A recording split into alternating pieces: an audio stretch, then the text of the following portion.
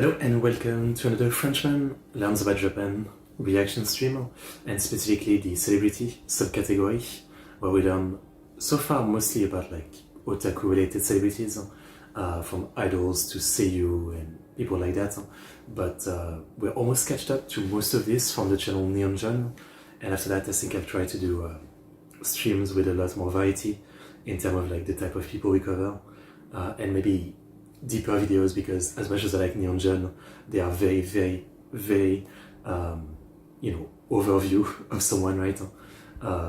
So maybe I'll try to find, you know, deeper like people's retrospective video, maybe I would call it. But yeah, so today we have some interesting people, including Babymetal, which I know, but again, how much do I really know? I guess we'll find out. Yeah, so as always, let's learn about all those people. Link for Neon John's videos and playlist in the description. I think I just linked all the playlists basically. You can check him out and you should. Great channel. Hopefully he keeps making videos, so follow him. Link to my Discord if you want to follow me, my Stream Elements Patreon where you can support me, request reaction, the classic stuff. And yeah, top of my head, I think that's about it. I don't have too much more to say for an intro. I'm starting pretty early today. Disregard the stuff in the chat. I was making some tests, mainly to see, like, I was basically trying to crop my chat, how you see it on screen, but if you look in the actual chat, there's like a pin message, right? Yeah, it shows a little bit, but I was just trying to like, sorry about that, crop it in a way where like it doesn't show, and all that. So basically yesterday I spent like 2 hours trying to make the chat look better, not like it looks like right now, but I just couldn't find a way. I will say that YouTube is really a piece of shit when it comes to supporting streamers. Like every time I look into Twitch and how easy it is for people to like customize their chat that they're showing on screen and make it look good, I'm like, man, this looks great. And then I look at this and I'm like, man, this looks terrible. But yesterday I was like looking into it, and it's not the first time or anything, but I just can't find a way to make it look better than this. I mean, maybe I'm just not good at this, it's possible, but all the YouTube guide I find just, you know, it's either like do it like I'm doing it now, or a way that I feel like looks even worse, so you know, I settle with this anyway. Okay, enough yapping, let's get into the videos for today. So first we're gonna learn about the story of Osaka's least popular idol group, Kupipo. Okay. Kupipo. Osaka's most unpopular... Wait. Let's put English to Japanese. idol group. Oh, so they call themselves that. I'm gonna assume they're not actually unpopular. Fact or not, that's actually what they call themselves. And yet, they've been going for over 10 years. Also, yeah, I have questions. That's skills.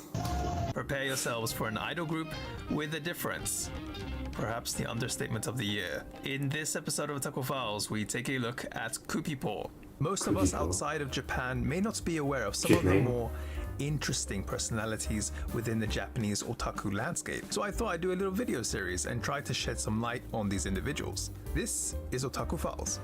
After covering a lot of well-established and generally speaking well-known idol groups, I thought it was time to look at the other end of the spectrum, to idol groups that were a bit more underground. And within my search, I ended up finding an idol group whose slogan was for some reason, Osaka de ichiban uretenai aidoru, which quite literally means the #1 least selling idol group in Osaka.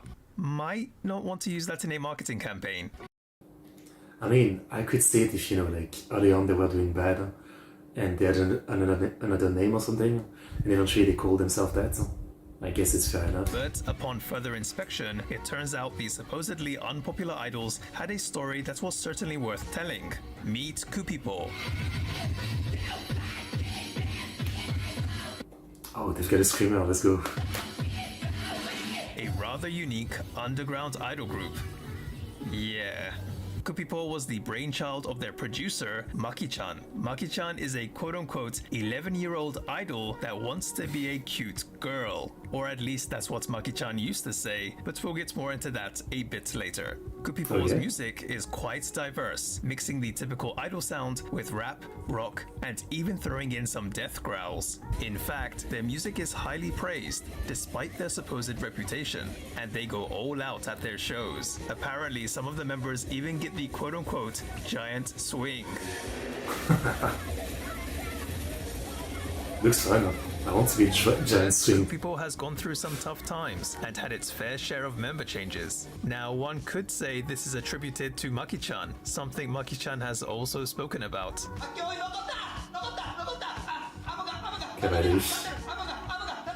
C'est cavalier sourd. So let's talk more about the group's founder, Maki-chan. Maki-chan was pretty much a typical boy growing up in Osaka. As some of you might know, Osaka is famous for comedy, in particular the type called manzai, being influenced by comedians on TV during his elementary school years. I didn't know manzai was specifically from Osaka. He thought about being a comedian himself, even tagging up with one of his classmates to do manzai. During middle school, they even appeared on a radio show, and in high school, took part in a comedy contest, managing to make it as far as the final round. Although they didn't win, that's still impressive. However, things didn't go as well for them in the indie scene. Unlike the other acts, Maki-chan and his partner's jokes were mostly met with silence. Comedy is hard. I mean, comedy is very hard.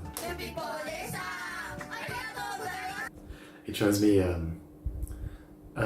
I was watching a show called Ochuruban Ebichu. It's an old anime from like 99. It's about this small hamster who's like an extreme tsukumi to a bunch of characters, but mainly like a couple who, you know, it's mostly like crass jokes, right? They're constantly banging. There's always like, you know, pretty stupid like middle school level jokes. But I thought it was a really funny show. And then I went to my anime list and I was looking at a review and I saw a review that was negative, and it was someone saying, you know, the most generic, this is the most unfunny show I've ever seen. I don't know how anyone can like this. If you like this, you really have no standard in comedy or something. And, you know, it's always a reminder how a lot of things obviously are like very subjective.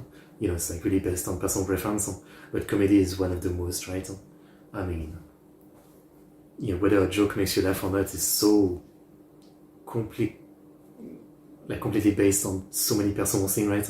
Like with music, for example, you might not enjoy a type of music, but still appreciate that, you know, it's some cool music in some way, right? But with comedy, it seems to be so much more cut and dry. Either it's unfunny or it's funny. They would be told that even though what they thought up and had on paper was interesting, their performances were just severely lacking. Manzai isn't easy. It requires real skill, technique, and timing. The audience needs to be able to... In the Yakuza game, I forget which one, there's a sub-story where you have to do manzai. Actually, there might be 2 or 3 sub-stories like this in the different game. And one of them is really hard because I'm a foreigner, I don't understand manzai, and sub-story minigame is literally based on like, you know, the joke starts and then you have to do the tsukumi or something and they flash a bunch of like answer real quick and you have to choose them real quick, which one is the right one. Connect with the performance, and that was just something that Maki-chan and his manzai partner just couldn't accomplish. Around the time Maki-chan was in uni, there was something else he ended up being interested in: music. More specifically, the band scene, and ended up wanting to be in a band himself. So he tried to form one with 2 of his friends that were girls, but he realized that the 3 of them didn't actually have the skills needed to form a band. At that time though, he and his friends were all into the legendary... Oh, sorry, I just realized my fan was on. It must have made a lot of noise. Sorry.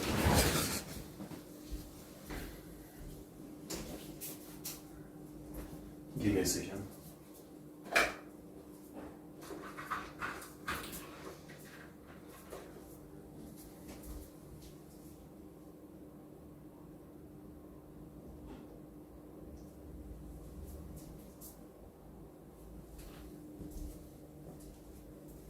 Okay. Mistake I make sometimes. I mean, having the fan on is okay, but I can't have it in a swiping mode because then it gets onto the camera and makes a lot of noise. Right now I've got it static against me. idol group Denpa Gumi Inc. and came up with the idea of them being an idol group instead. Apparently, Maki-chan also knew someone who could make music for them. Initially, Maki-chan wasn't thinking about dressing up as a girl, but also liked the idea of trying on a skirt and thought if he could become an idol, then it would make for a pretty good excuse. Makes sense to me. Okay. 何回も言うけど何回も言うけど In any case, it seems initially Kupipo did garner some interest from the audience, but Maki-chan's presence made it kind of hard for them to keep any fans. Not soon after, the two members that were with Maki-chan ended up quitting. From there, Kupipo would go through a cycle. I mean, I can imagine, obviously, you know, in Japan and in the idol industry, it's either you're a fan of male idol or female idol for a lot of people.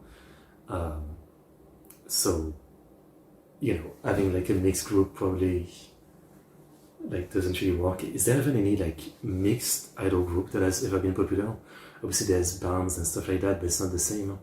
Of members that would join but eventually quit. However, through all that, Maki-chan would also start to understand more about the idol business. Also, through an acquaintance who was a producer, Maki-chan would get to be a manager for an Osaka-based idol group known as Dai Dai Dai, from which he gained a lot more experience. With that being said, for their first 4 years, the number of people that would go and see Kupipo live was close to zero. Maki-chan decided to get help from his producer friend who would write songs for the group as well as give Maki-chan advice. In fact, it was his producer friend that came up with the idea of calling them Osaka de Ichiban urete nai idoru, or the number one least selling idol group in Osaka.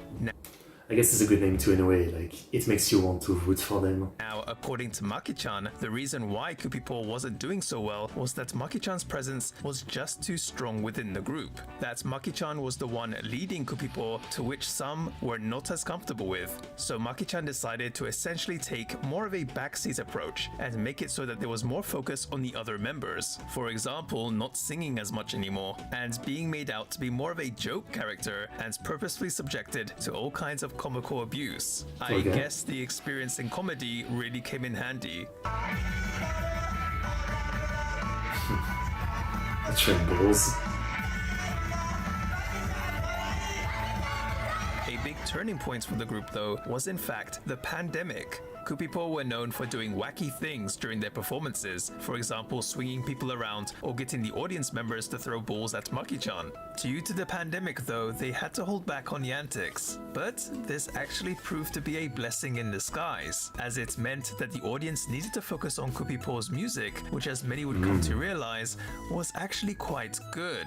And through word of mouth, Kupipo would gradually see an increase in their fan base. That also includes those that wanted to hear Maki-chan sing more. Maki-chan has thought about quitting several times and about what to do with the group if that were to happen. But Maki-chan gained some pretty loyal fans that don't want to see that happen, encouraging Maki-chan to keep going. Although throughout the years, Maki-chan has struggled with identity and wrote about it in a lengthy blog post, Maki-chan is now content with just being Maki-chan. It may have taken them a number of years, but Kupipo finally got to the point where they didn't really need to say anymore that they were the #1 least selling idol group in Osaka. At the time of this recording, they are now composed of 5 members, with a member named Uno graduating last October, but they're still going strong.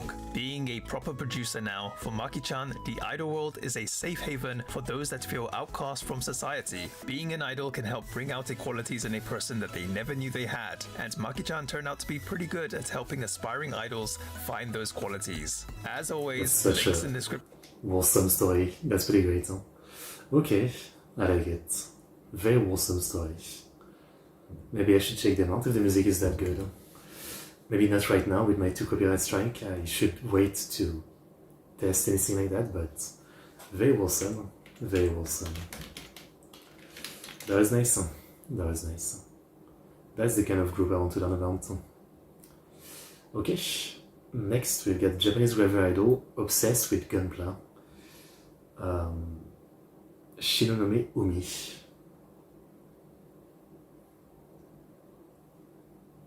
Many would One think day I want to try to get a bit into gunpla.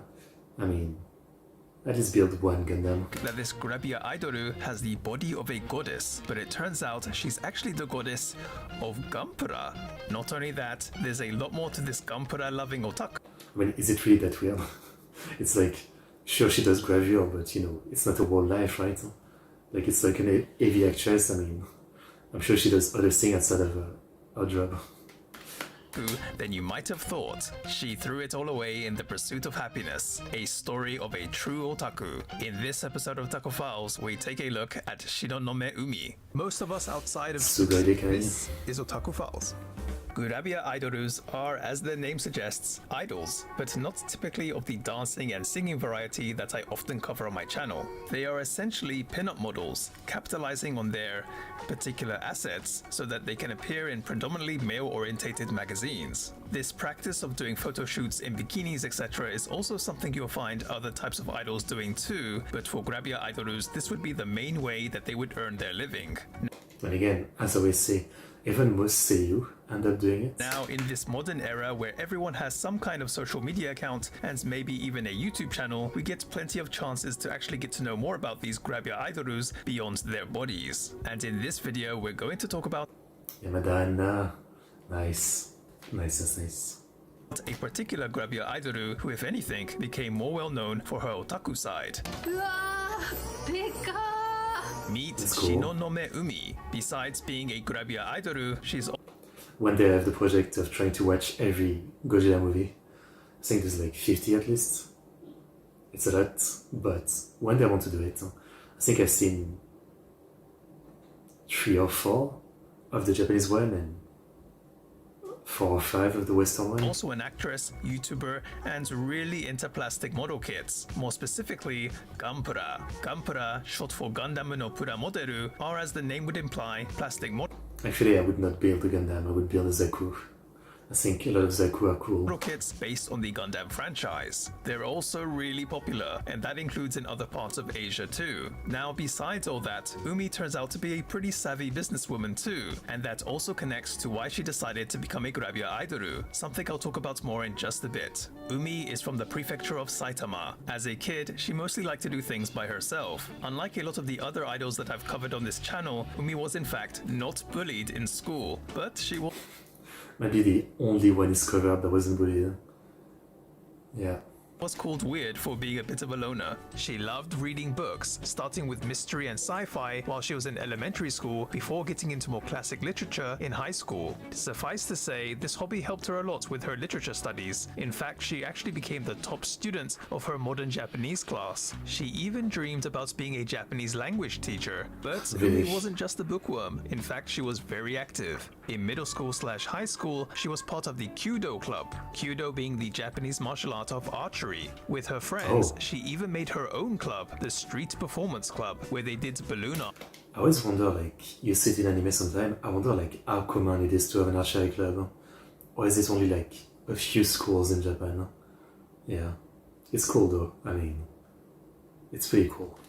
Apparently, they even performed at some regional festivals. That's pretty cool. Her interests were also not limited to Japan. Umi actually did a homestay in the UK when she was 15. What part of the UK, I'm not sure though, but I'm guessing she enjoyed the experience because she did another homestay, this time in France, a couple of years later, when she was 17. Not only that though, during her university years, she apparently joined an NGO and spent about 1 month in the quote-unquote slums of the Philippines.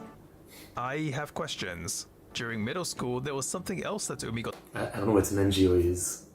into, which a lot of us might be familiar with: idols. While watching videos on Nico Nico Doga, she happened to come across a dance video of Okai Chisato, who was a member of the idol group Kyuto. Absolutely loving what she saw, this would end up leading her deep into the rabbit hole that is Haro Projecto, or Haro Pro for short, which Kyuto was a part of. Umi would even go to their meet and greets. Unfortunately, she couldn't get any of her friends at school to also get into Haro Pro, so she decided to make an SNS account for Haro Pro Otaku and managed to make friends online that would go to events with her.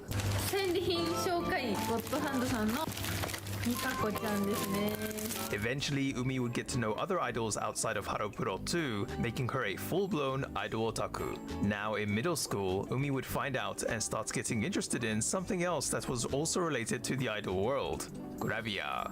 In fact, she would end up looking through those magazines you'll find at konbinis, usually aimed at older gentlemen. Suffice to say, none of her friends... But is it, as I always say, like, freaking Shonen Jump has Gravure Idol on it sometime? Like, many Shonen manga magazines have Gravure Idol on it. Something I've learned, again, thanks to Yakuza. And inside the Yakuza game, you can go into the convenience store and you can take a look at the cover of magazine, real-life magazine that were, like, at the store at the time. And, yeah, that's how I learned that sometimes they have Gravure Idol on manga magazine. At school shared her enthusiasm for looking at scantily clad women. Shocking. This, as you would imagine, relates to how Umi herself eventually became the target of the camera. In her third year of uni, she was invited by her cameraman otaku friend for a shoot. From selecting what clothes to wear to choosing where to shoot, Umi was involved with and enjoyed the whole process. So much so that she would regularly start looking for cameramen to do photo shoots with and then upload those pics online. After doing that for around a year, she would then be scouted by a talent agency. Thinking about it in terms of gaining experience, Umi agreed. Now, in terms of what she wanted to do, Umi wasn't interested in singing and dancing or being an actress, although she would actually do acting later on. Umi, of course, wanted to go the grabia route, and so started off as a photo session model. Okay, give me a second. Too much light coming in. Too much sun.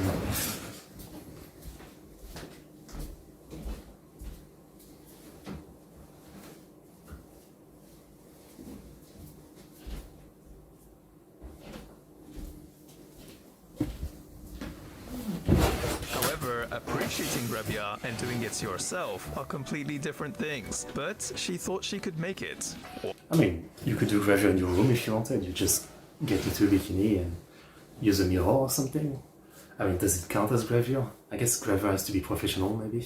Yeah. Why? Because, and this is actually what Umi said, her mother and grandmother were both G-cup sizes, and she was fairly big too, so she thought she would just be... Proof or it didn't happen. Show me. Also, that's a cool Gundam. Fine. Okay then. With that said, Umi wanted this to be a side gig, not her main job. After graduating uni, she worked at a typical company doing sales. And she was good. Really good. In fact, Umi managed to take the top spot in terms of sales performance. While working a normal job on weekdays, she would do shoots on the weekend. So, what exactly changed? Well, Umi came to understand that ultimately it wasn't her that gets to decide how to do things within a company. Regardless of her performance, if there were decisions she didn't agree with, it didn't matter. This is like some of the hardest pictures I've ever had to lay my eyes upon. It's like, I don't know if I want to look at boobs or at, you know, really cool like otaku stuff. I've never been so divided before. Things just had to be done a certain way. Umi wanted to change that and be in a position where she could fully take charge of results. Being a grabia idoru, where you are essentially the quote-unquote product, would mean just that. It would all be down to her. So when Umi started getting offers from her agency to do work on weekdays, she eventually decided to quit her sales job. By the way, as you could imagine, her parents were not happy at first, but they're very supportive now. Umi would make her official debut as a grabia idoru on January 2020 through her first DVD, and she was really popular, with tickets for doing photo shoots with her being instantly sold out. Now some of you may be asking, what about the Gunpura? Well, Umi's infatuation with Gunpura started during uni. Interestingly, she was familiar with robots in Western movies like Pacific Rim, but up to that point had never watched any robot anime. Then she came across a Gunpura of the Zeta Gundam, which seems to be the Gundam of the main character in Mobile Suit Zeta Gundam. Just so you know, I don't know that much about Gundam.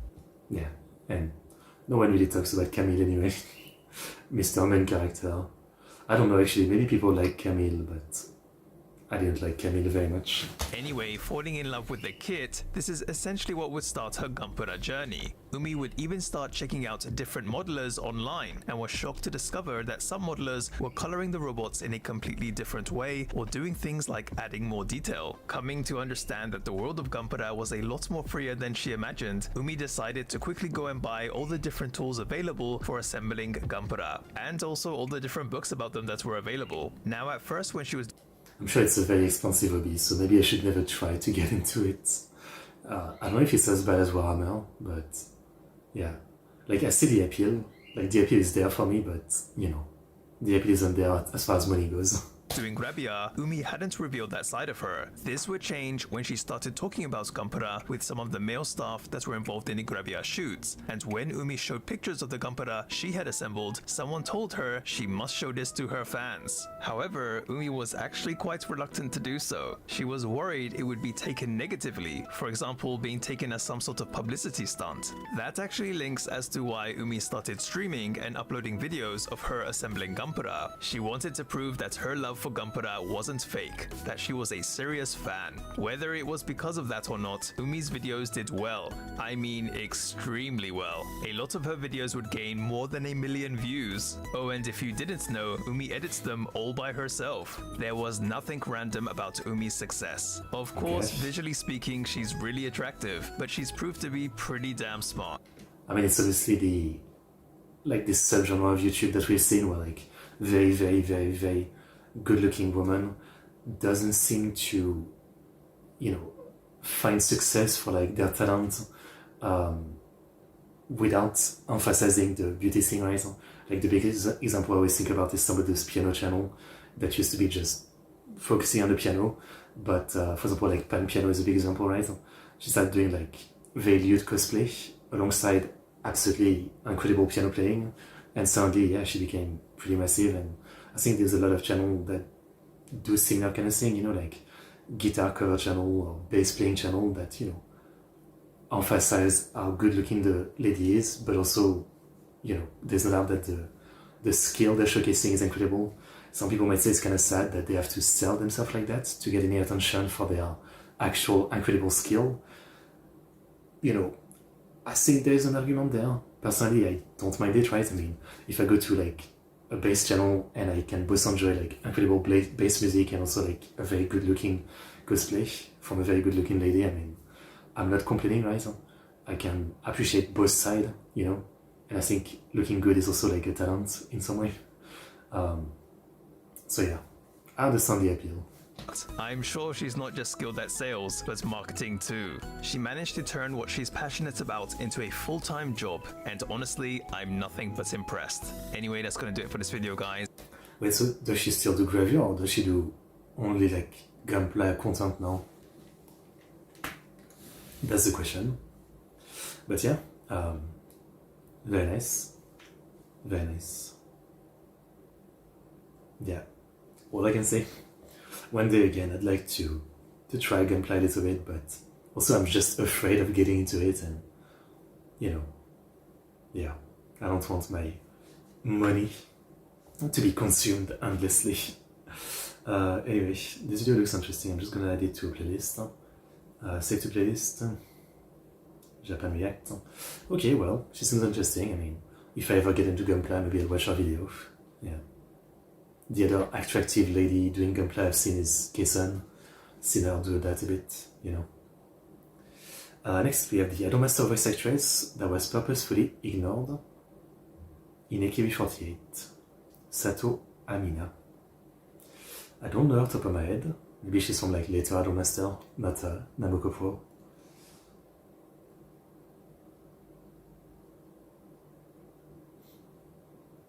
You may know her as the voice of Tachibana Arisu. Yeah, okay. I do know her then. And it is later Idolmaster, yeah. Very popular character. From the Idolmaster Cinderella Girls, but some say this Seiyu is an actual Cinderella girl herself. もっと前向きにこれがいけないんでそうなんですこれがいけない私はこれがいけないんで Why? Well, stick around to find out. In this episode of Taco Files, we take a look at Sato Amina. Most of Would be nice if he covers a lot of the Idolmaster Seiyu's story, right? like the more I learn about, especially the originals, right? Like, you know, Asami Imai and the one for Aluka, like they were the first two recruited for the Master, doing like ultra niche mini live 2 or 3 years before the first game even came out, like in the early 2000s. Great stories. Of us out individuals. This is Otaku Files.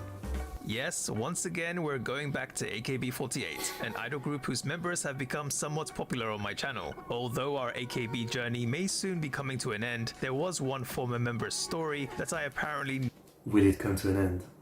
Isn't there like infinite member? needed to talk about. AKB48 の佐藤亜美奈です。 Sato Amina, active as an AKB48 member for around 7 years, from 2007 to 2014, Amina's time in AKB48 is well known among fans for a particular reason, because she supposedly never got the push she deserved by management. This is something we'll talk more about later. But not to worry, Amina's story isn't one of tragedy, but of perseverance and ultimately her own success. Didn't get the push deserved by management. As a former wrestling fan, I don't know how many times I've heard that. Amina is from Tokyo. There isn't a ton of info on her early years, but it turns out she was quite involved in the entertainment industry from a very young age. In her 3rd year of elementary school, Amina once took part in a school play. As a result, she thought acting was kind of interesting and ended up joining a kids talent agency and taking some auditions, a few of which it seems she passed, as Amina is said to have appeared in a reenactment drama for the variety show Itsumitemo Harambanjo. That's pretty cool. Although she remained active as a child actress until around her 1st year of middle school, Amina started to feel embarrassed at practicing her lines and found herself unable to take auditions anymore. Oh dear. Amina would then go back to leading an average school life. That was until around her 2nd year of high school when she would come across something that would end up changing her life forever. Idols. The idol group AKB48. She instantly became a fan and would even start regularly going to the AKB48 theater. Apparently, Amina would also get to know some of the other fans at the theater and through them would get to learn about AKB's 4th generation audition. Imagining that she herself might get to dress in those same uniforms and dance and sing to these amazing songs, Amina decided to go for it. And of course, in the end, she managed to pass. She would start off as a kenkyusei, aka a trainee. But according to some sources, her mother apparently wasn't all for it, being pretty concerned about her studies, which honestly does make sense. Regardless, It's interesting, every time you mention something like that, that the parents are like kind of not sure about, you know, their kid being an idol. It's not about, you know, the fact that the idol industry is pretty fucked up, right? It's more like studies or something like that, right?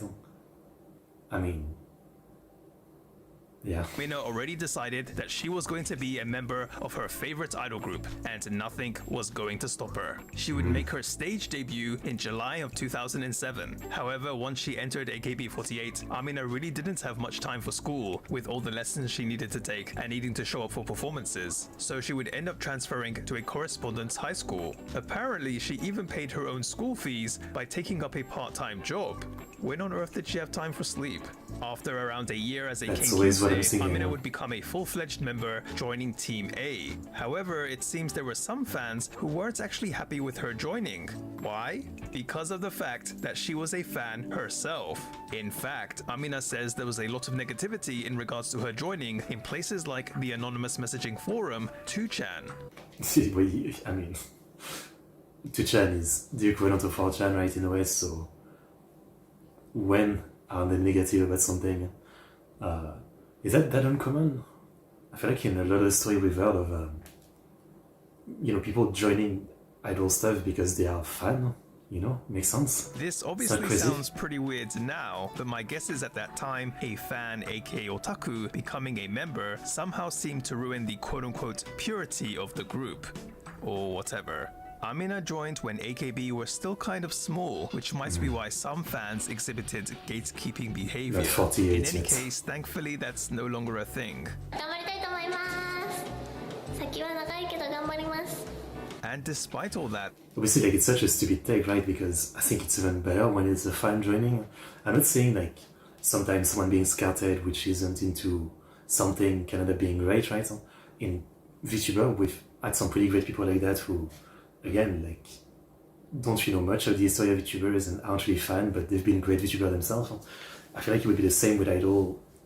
There's some like that, but also on the other hand, people who are fan, people who know everything about it, who are obsessed with the medium and whatever, have a bigger chance of like being respectful to it and doing great things within it. Amina actually turned out to be quite popular, so much so that she managed to come in at 8th in the first ever Senbatsu election. I've talked about the Senbatsu election in a previous video, but to keep it short, it's an annual event where fans get to vote for their favorite members from AKB48 as well as their sister groups. This also gets to determine the members that will sing on one of the group's singles. Amina's ranking actually came in as quite a shock. In fact, that's what fans would come to call it, the Amina Shokku. During earlier announcements leading up to the final result, Amina had been placed at 15th and then at 18th, going from 18th to 8th.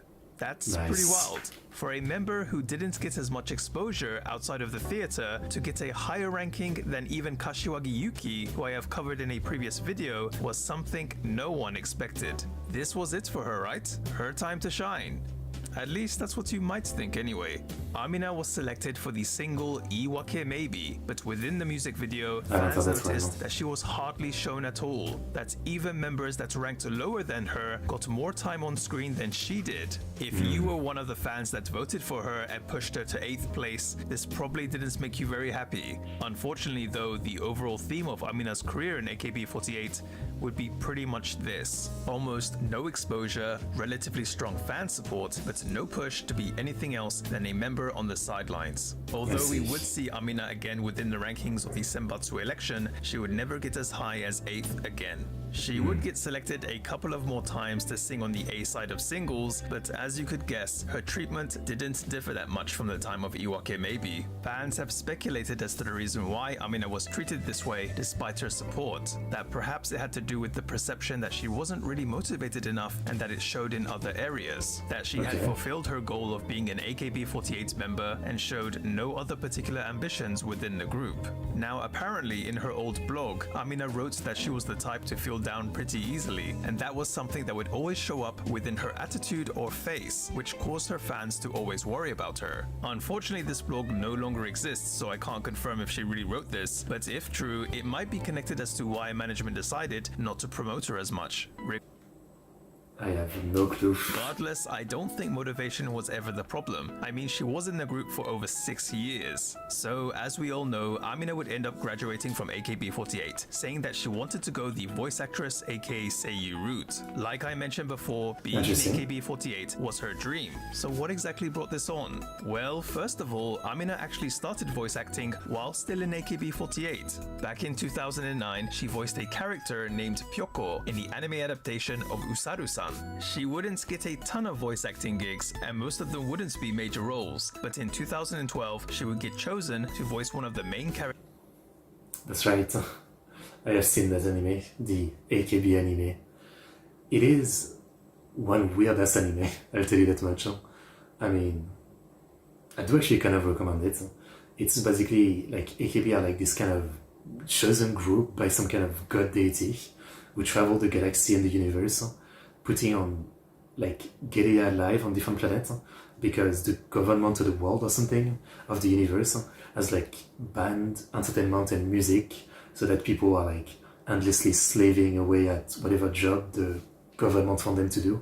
And so AKB is this like guerrilla idol group that go on planet and try to put on a life to lift the spirit of the people, and during their life they have to fight the cops and the army. And I mean, it's a pretty bonker anime. It has some ugly 3D, it has some very questionable voice acting because again it's the idol themselves, but I really think it's worth watching. I mean, it's a interesting piece of anime story. Yeah, might be the only like mainstream real life group to get an anime, because obviously there's a lot of idol anime, but they're like franchise that started as like trying to be like an anime idol franchise, while AKB was already like a normal group, you know. So yeah, it's an interesting one, if anything. I don't know if I'd say good, but interesting. There's some good music at least. characters Ichijo Yuka in the sci-fi musical comedy anime AKB 0048, which yes is based on AKB48. This also wasn't an easy role to get, as Amina needed to go through an audition going up against not only the other members of AKB48 but their sister groups too, totaling 200 members. Amina says that within AKB, thanks to all the lessons she took, she managed to dance and sing to a level that she was fairly satisfied with, but voice acting on the other hand was a real challenge for her.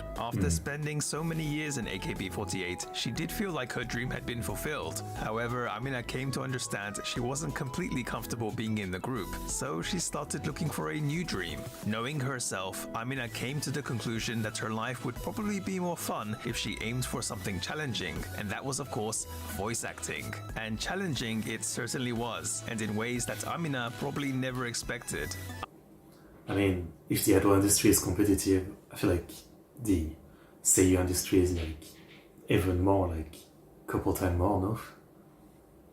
Probably. Amina would join a seiyuu talent agency after graduating from AKB48, and one of her first gigs as a pro seiyuu in 2015 was voicing Nashida Oriha, one of the heroines in the anime adaptation of Toriage Ikusu. But also in 2015, we would see Amina take up one of her most notable roles as Tachibana Arisu Yeah, for Cinderella Girls, I guess. in the anime adaptation of the Idol Master Cinderella Girls. This was announced around the end of 2014. Amina was actually a massive Idol Master fan and had always played the arcade version, so you can just imagine how happy she must have been to get the role. Unfortunately though, some fans of Idol Master didn't feel the same. Apparently there were those that really hated the fact that Amina was a former AKB48 member. Now honestly, I don't know why that is, so if someone knows, please feel free to tell. I don't know, like competition between franchise or something, right? I'm guessing that's what it is. Tell us more in the comments section below. In any case, it wasn't a completely welcoming environment for Amina at first. Apparently, what won fans over was her performance at the Idol Master Cinderella Girls live tour event called Shindarera no Butokai. The world of seiyuu isn't exactly an easy place to make a name for yourself, as we all know, but I think it's pretty safe to say that Amina made it. Also, in 2019, Amina Arisu is very, very popular as a character. I mean, I would say maybe one of the characters with the most fan art. I mean, you would have to look on Pixie or something, but I would assume so. She's one of like the ultimate loli character, I guess. announced that she got married. Although there were many comments about her treatment while in AKB48, that certainly seems to be a thing of the past now, as she generally seems much happier. Anyway, that's gonna do it for this video, guys. A long time coming for many. Well, very nice story. I mean, it's good that she has found somewhere she is happy, you know, obviously. So good stuff, good stuff, good stuff. Okay, very nice story. She's pretty great. Okay, again, I'd love to learn more about Idol Master voice actress and their story. Okay. Oh, next we have the story of Babymetal, which on my old channel that's dead, I reacted to them a lot. I mean, I reacted to like 50 to 100 videos from them when I got into them, and I had a lot of comments telling me their stories, but it's been a minute, so this might be a good like refresher, you know. I still think I know most things, but let's see if there's any new info for me to get. Yeah.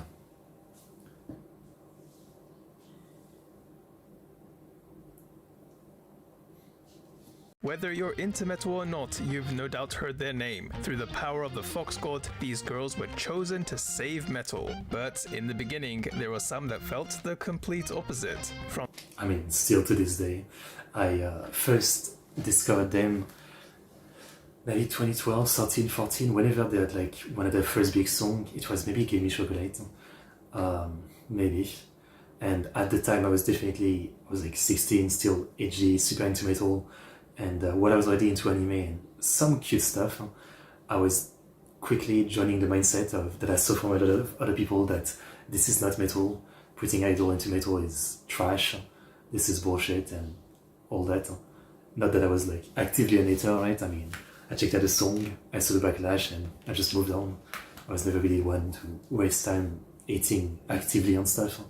And then, yeah, obviously like long time passed, and then 3-4 years ago on my old channel, since I was doing so much like metal reaction from Japan.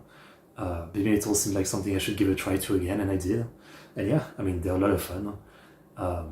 We see terms that with that channel, I also got really into idols, you know, so in the end, it worked, but yeah, Babymetal are awesome. I mean, again, yeah, it's just a really fun style of like genre mixing, you know, and it's not just idol and metal. I mean, there's so much more genre being mixed.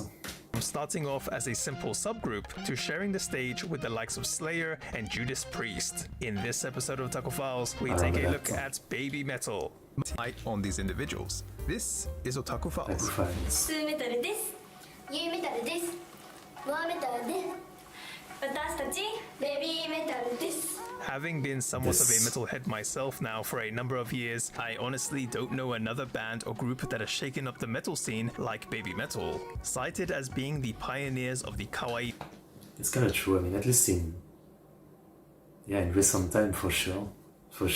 Metal genre, they regularly play sold-out shows all around the world, have played alongside some of the biggest names in metal, and have numerous awards to their name. I think it's safe to say that Babymetal have permanently left their mark in the world of metal. But how on earth did this even happen? Let's start from the beginning. To understand the origins of Babymetal, we must first talk about their producer, Kobayashi Kei, better known as Kobametal. Kobametal had apparently been into metal from around the time he was in Sekimatsu, I love that band. elementary school thanks to Seikimatsu, one of the most famous heavy metal bands in Japan that have been around since the early 80s. Soon after, he would start playing music himself, first being in the brass band club in middle school and then playing guitar for a band in high school. In university, Kobametal studied politics and economics, but instead of thinking about looking for a job, he was just having too much fun playing in a band. He was, however, able to link his passion for music with work by joining Amuse, one of the biggest entertainment companies in Japan. Kobametal experienced a lot of different things in Amuse as a result of being moved around to different departments and also being able to start up his own label. The one thing that was always going through his mind though was how to create success. His journey that would eventually lead him to that started off with one girl, Nakamoto Suzuka, who he would come to know as Sumetal. Now Suzuka had been a part of the entertainment world since she was apparently 3 years old, starting off as a kids model. In 2008, she joined a kids unit called Karengaruzu. Apparently, Karengaruzu was made out to be the quote-unquote little sister unit of Perfume. Both groups were being managed by Amuse. Karengaruzu only lasted for around a year, but Kobametal was very impressed by Suzuka's dancing and singing skills, saying that she had great potential. Kobametal actually got to attend the group's final concert because I do remember reacting to something someone had linked of her singing a song in some like talent show. This might have been even before this, when she was like super young, and she was already pretty good at singing, to say the least. I mean, I guess that's what happens when your parent puts you into like the entertainment industry at 3 years old. It's kind of crazy to me. Yeah.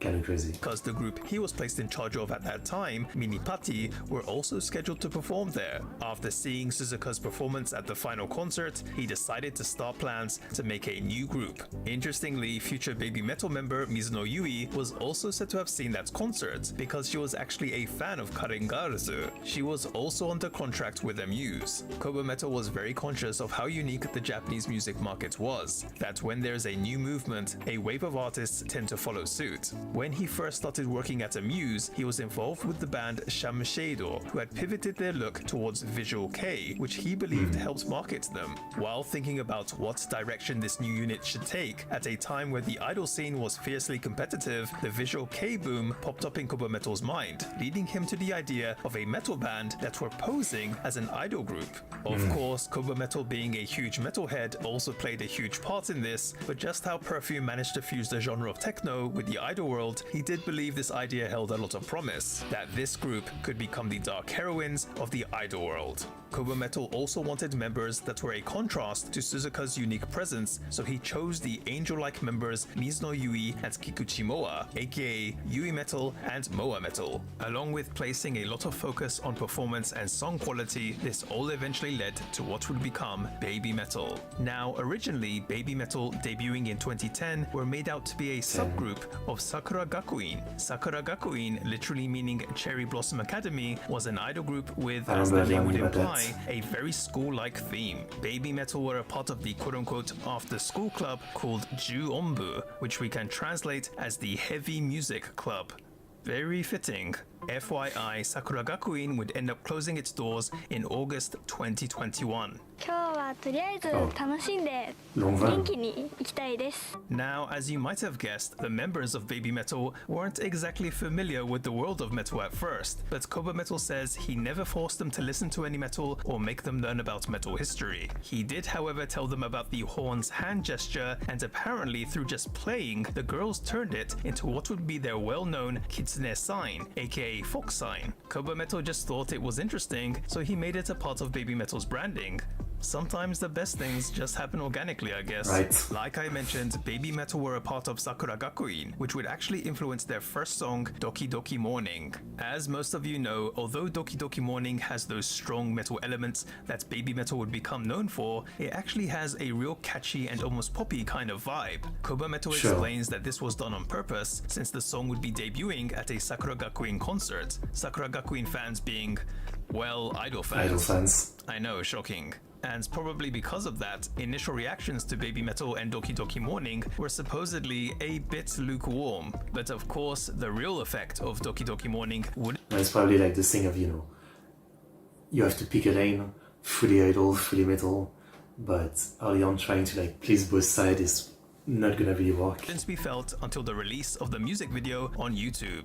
At the time of this recording, the edit version released in 2011 now has close to 3 million views, but the full version released around a year later now has 33 million views. Doki Doki Morning ended up catching a lot of attention outside of Japan. Yeah, no, the one I remember that was the first one I saw. I think it's Give Me Chocolate. I think it's one where they're like dancing in a graveyard or something. As one could tell from the comments section, Kobametal thought there might be some interest from overseas, but never this much. However, the reception was pretty mixed. Kobametal acknowledged this, but also understood that within the metal scene, anything new almost always gets bashed, citing bands like Metallica and Slipknot as examples. So negative feedback never fazed him, and I mean, yeah. believed if anything, that weird feeling that Babymetal gave people was something to cultivate. I'm telling you, the man's a genius. At the beginning of 2013, within a music TV show, Babymetal announced what their goal was. Sekai Seifuku, world domination. And that would end up happening a lot more faster than they probably thought. For their first 3 years, Babymetal did well, gaining a certain amount of recognition within Japan, while also building a fanbase overseas, with songs like Ijime, Dame Zettai, Ine, and Megitsune. They also performed at a number of different music festivals, including Summer Sonic, Tokyo Metropolitan Rock Festival, and Yeah, the Summer Sonic has like a pretty legendary performance of theirs, which I remember like doing a reaction to, and it was really great. Rock in Japan festival, but Kobametal came to understand that probably for Babymetal, their main market wasn't domestic, but overseas, which is why he decided after their concert held in the Budokan in 2014 that they should have their first world tour. However, there was something else that happened in 2014 which would greatly boost their recognition overseas and help them achieve their goal of world domination, the release of Gimme Choco, aka Gimme Chocolate, on YouTube. The bizarreness and yet catchiness of the song not only helped it rack up a ton of views not too soon after its release, but we would also see a large number of reaction videos to it, bringing the group even more attention. Simply put, Gimme Choco went Not right away, because I'm pretty sure, as an expert on reaction video, I feel very cringe saying that, but reaction really started in 2015, not 14. Yes, I can tell you that. I mean, maybe a bit of 14, but really 15 is when reaction really started being a thing. And I got into them. Globally viral. With now over 200 million views, it's still one of their most popular songs. 2014 would also see the release of their first studio album, the self-titled Babymetal. By 2015, Babymetal were essentially on fire, doing a second world tour and winning numerous awards. With releasing their second album, Metal Resistance, in 2016 and doing another world tour within that same year, Babymetal became one of the most well-known and popular Japanese groups outside outside of Japan.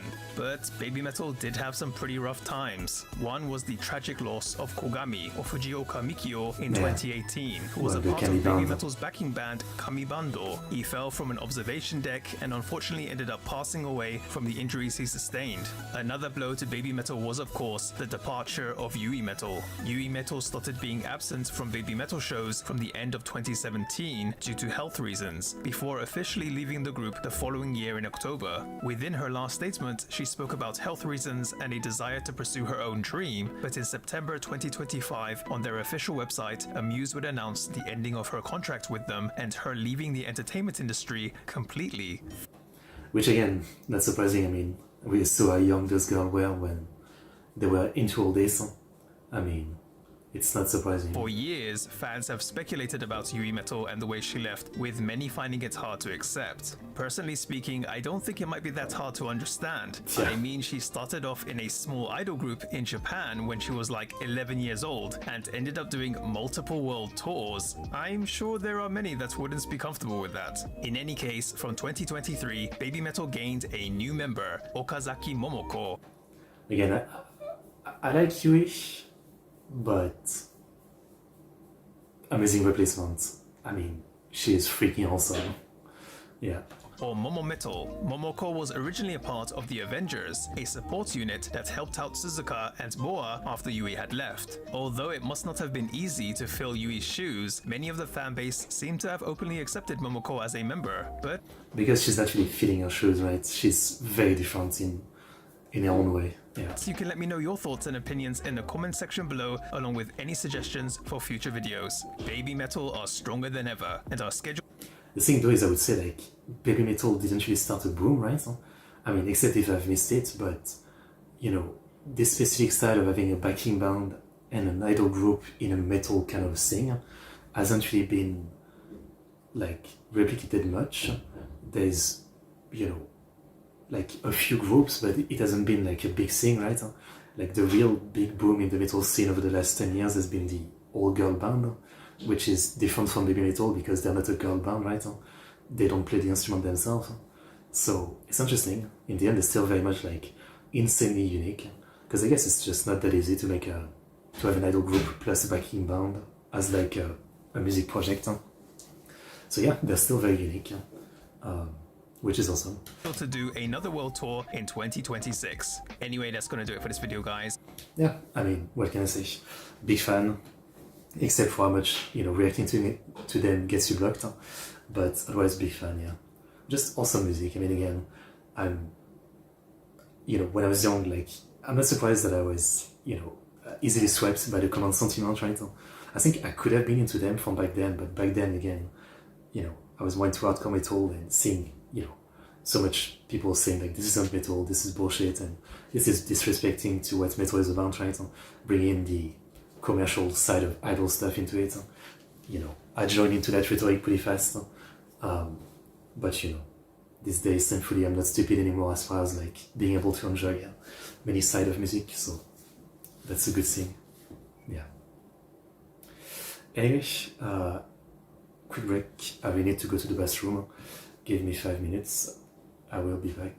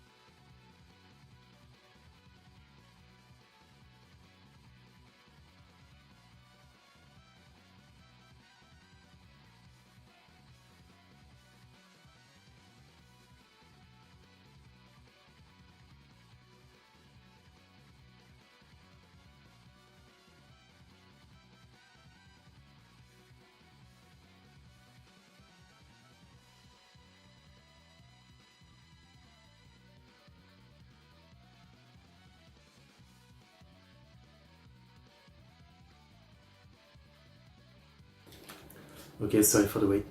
I am back. Feels better. So let's continue. Next, Japan's most narcissistic idol, Shige Sayumi or Sayumin. I don't know if I know her, so let's find out. She would openly say that she was the cutest. She even made it a rule for other members to tell her she's cute.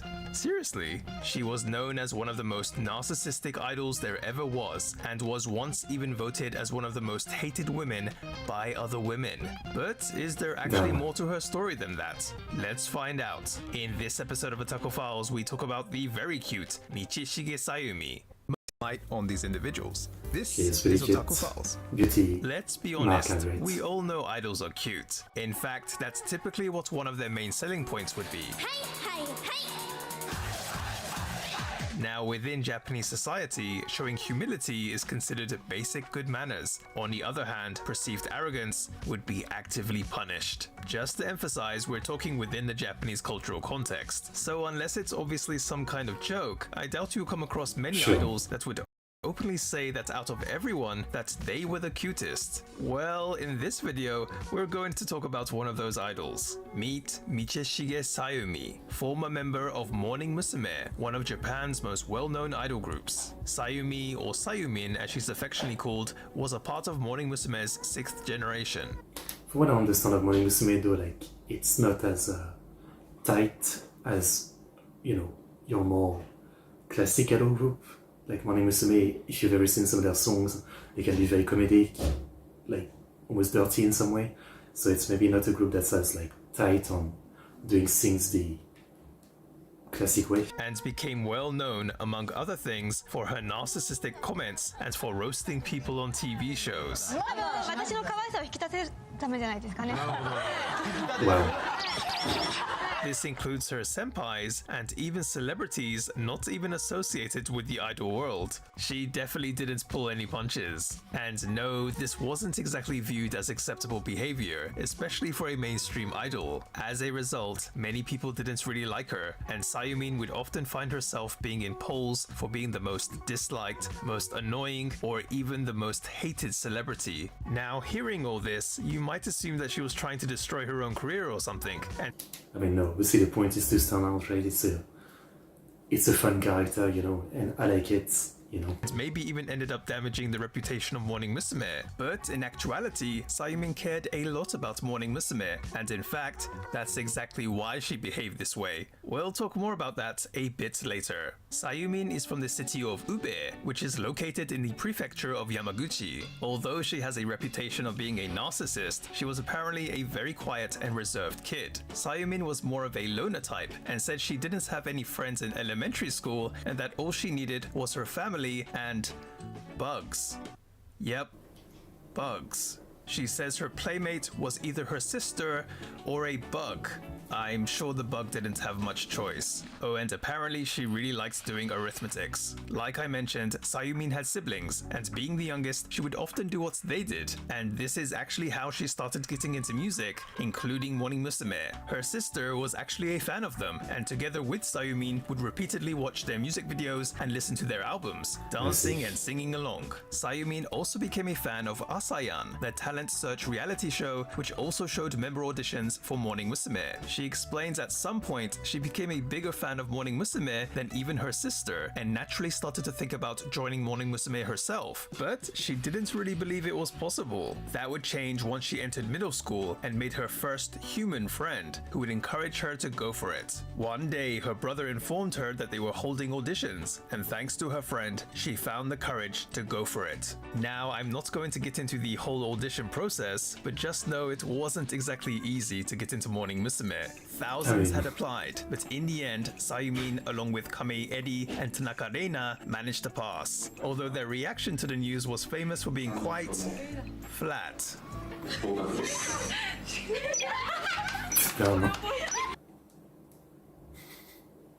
I mean, take some time to process.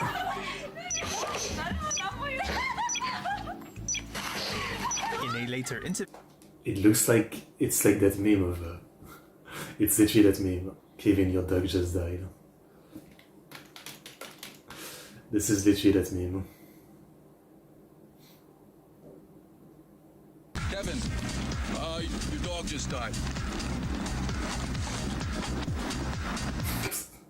Literally that. Review, Sayumi says that it was probably just because they were young, and at least in her case, looking at the other two, she just thought that this was how girls from Tokyo react, and that she should react in the same way. I'm also going to guess that her being the youngest sibling had something to do with that line of thinking. Sayumi would become a member of Morning Musume's 6th generation in January 2003. Although Sayumi managed to pass and get into the idol group of her dreams, the celebrations didn't last that long. The reason? Because she was comparing herself to others and ended up losing confidence in herself. There was something this was also probably related to: her singing ability, or the lack thereof to be more precise.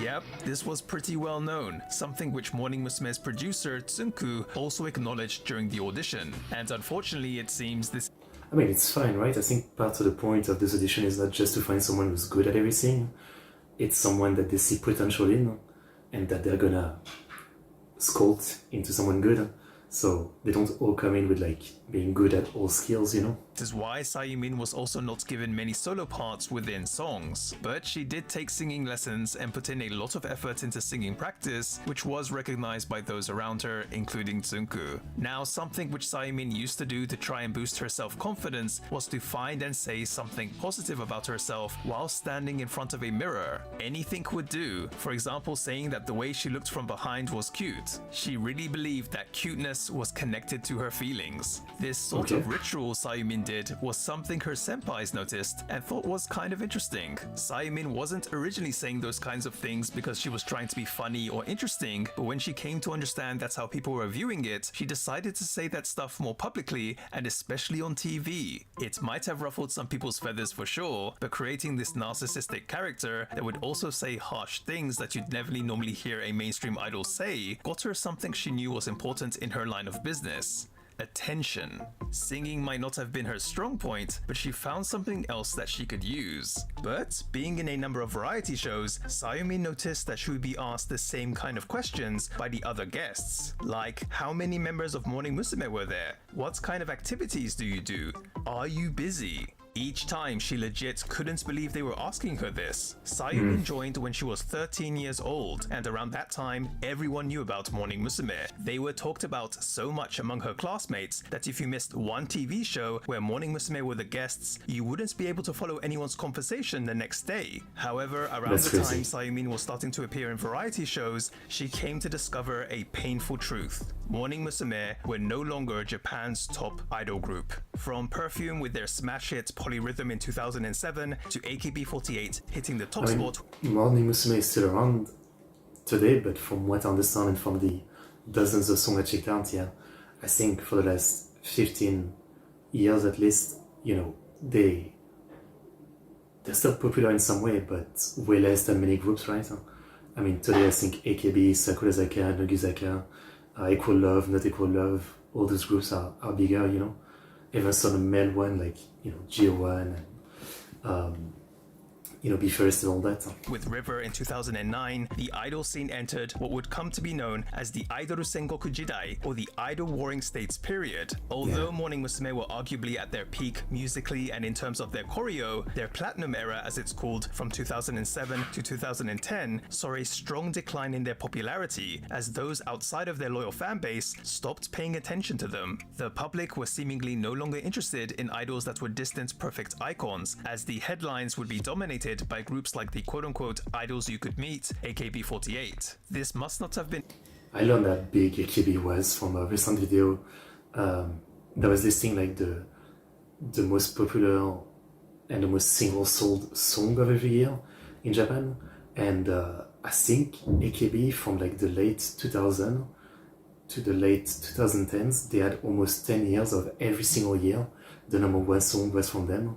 Like genuinely almost 10 years, it was insane. Easy to come to terms with, but faced with this new reality, Sayumin's focus shifted. It was no longer about bringing attention to her anymore, but to Morning Musume. She needed to change the image the group had to make them stand out, and she did so the only way she knew how, by being a narcissist and saying harsh things. Well, obviously she as well as the others put in effort in other areas too, but whether you agree with her methods or not, she definitely caught the public's attention, and it seems she did manage to accomplish what she set out to do. From 2011 to 2014, Morning Musume's colorful era would see a resurgence in their singles sales figures, with their singles even managing to dominate the top of the charts. 2012 would also see Sayumin become the leader after member Nigaki Risa's graduation. Sayumin herself would graduate from Morning Musume on November 26, 2014. Now that Morning Musume was doing well, she felt it was the best time to leave. Apparently, she also mentioned that she wanted to graduate while the quote-unquote being cute was actually true and didn't turn into more of a joke.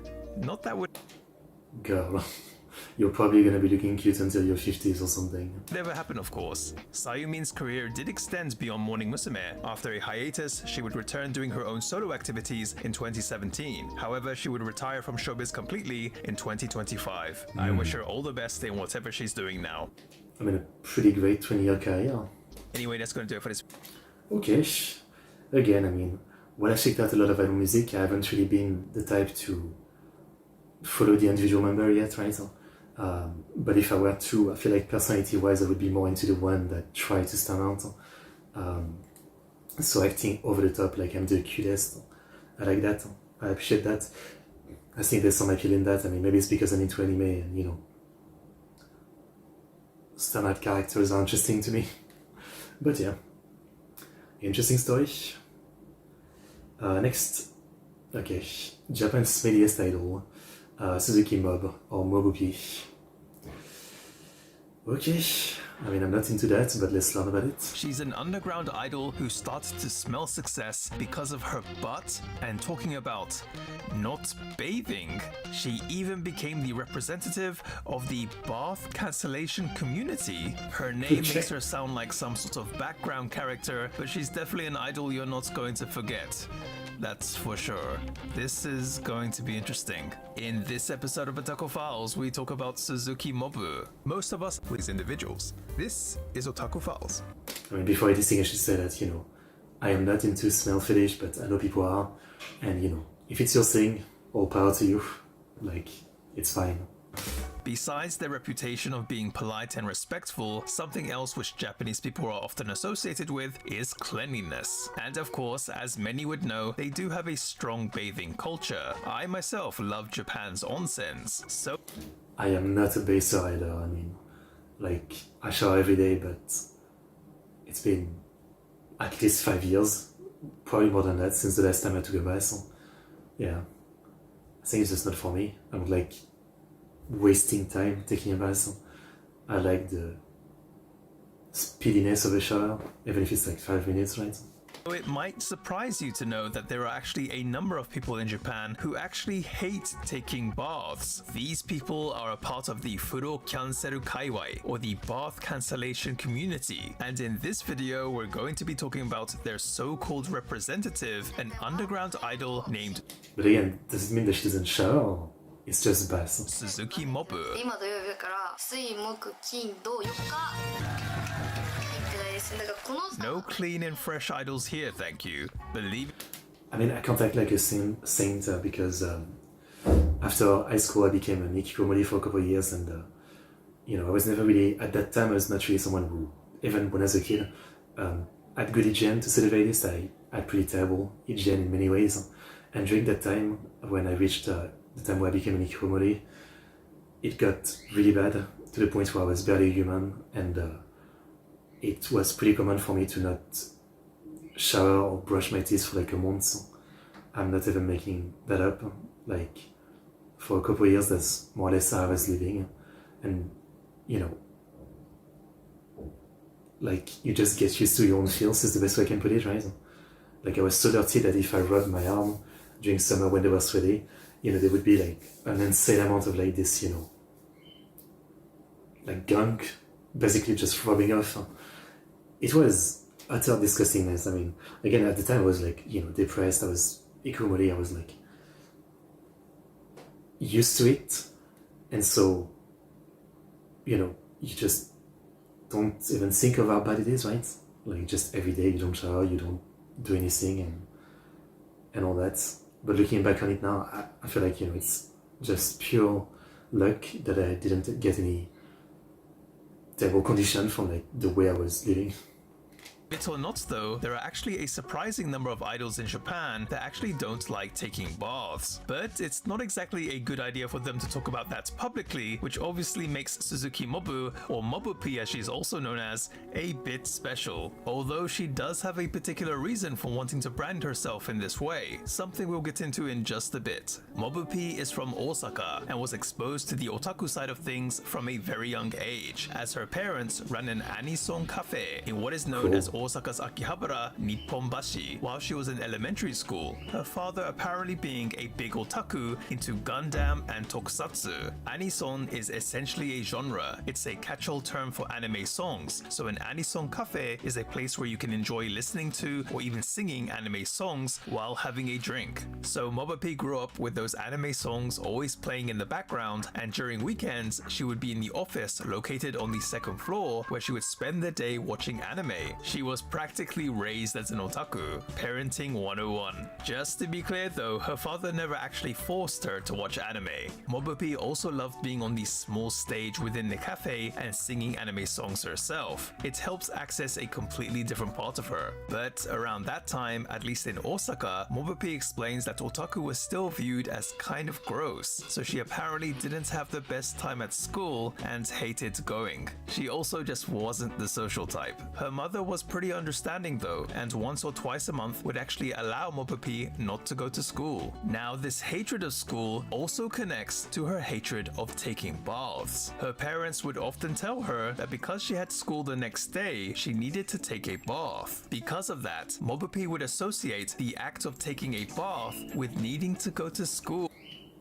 Okay, now I totally understand the logic. It reminded me of a story I said before of like using music I like as an alarm, especially when I used to go to school, was a terrible mistake. I started hating some of the songs because of that, and even when I hear them now, I get that reaction. A good example is Moko's song from Toho, which I used for quite a bit back then to wake up, and already waking up is not a good feeling, but especially to go to school. So for a while I had really, I think it's a great song, but for a while, even after the end of school, every time I heard the song, I just felt like the kind of PTSD, right?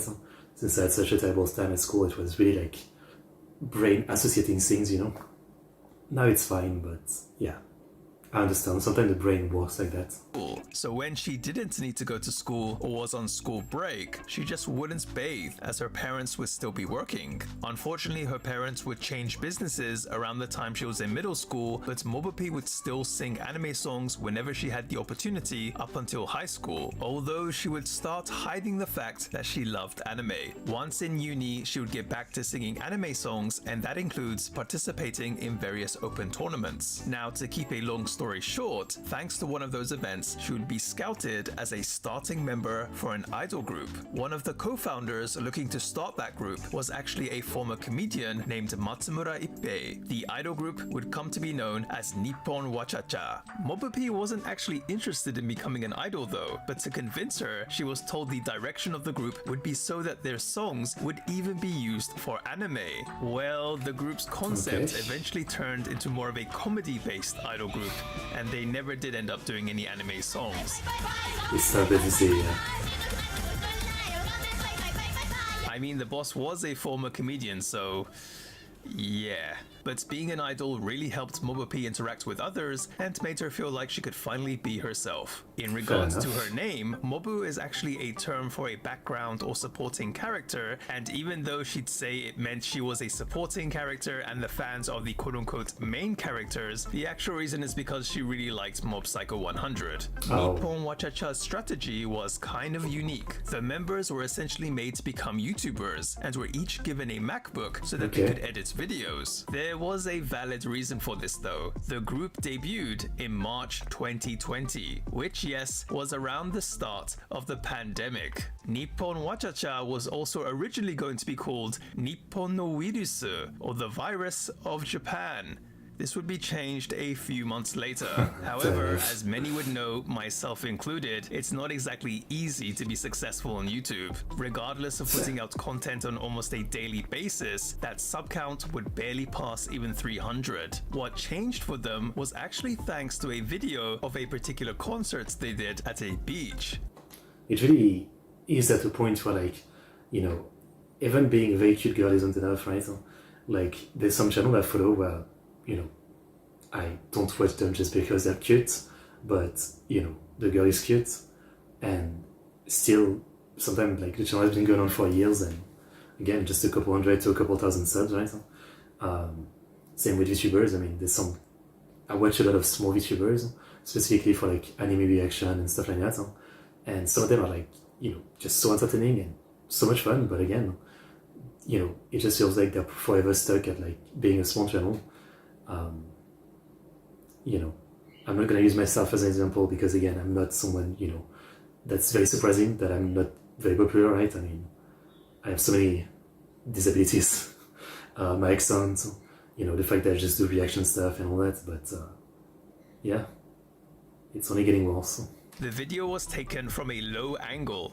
I was going to say, is the panty shot the reason? Which revealed a lot. I'm not going to go into this, but taking shots from a low angle is apparently quite a thing here in Japan. Also, Mobupi wasn't really aware of it, but she happened to have a large ass set, which seemed to work in her favor. Anyway, the video generated a lot of views, and as a result, the group's sub count would also go up, so Mobupi decided not to request the video to be taken down. Thinking that this was a sign that the group were on the right track to success, they set a goal of performing at the Budokan within the next 3 years. If they failed, they would disband. Now, Mobupi was still in her 3rd year of uni around that time, and even though she had another year left, she convinced Ippei there wouldn't be enough time if they waited for her to graduate and that they needed to go to Tokyo as soon as possible. And they did go, full of energy with a strong ambition, only to find themselves with no one in the audience. Even within the open tournaments they joined, they were just met with the cold shoulder. No one was interested in this comedy-centric idol group, and Nippon Wachacha learned that they didn't actually create the base that they needed and decided once more to put in their efforts into making YouTube videos. But then, it happened again. The event at the beach was actually a yearly thing, and once again a low angle video ended up going viral thanks to Mobupi's app. That's really it. But again, like, it's nice that you have a nice ass, but is that really gonna help make an idol group popular? Like, it's the kind of thing where, like, people are gonna enjoy the clip, but that's it, no? Set. This ended up happening 3 years in a row, but Mobupi wasn't happy. It wasn't that she was against doing low angle video. Sure, it's like you're being recognized not for, like, all the other hard work you're putting in just for your ass. I mean, you know, I understand you would be annoyed.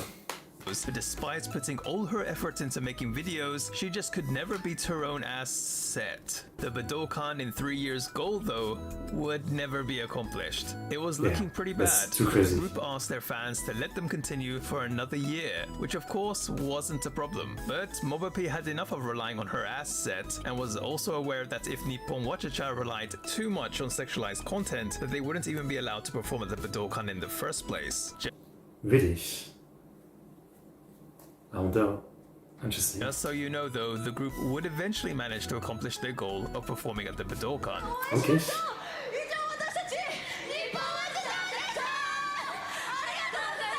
Awesome. Now, as I just mentioned, Mobupi was tired of people knowing her for her ass set. But in 2024, she would finally get her chance to be branded something else, as someone who doesn't bathe.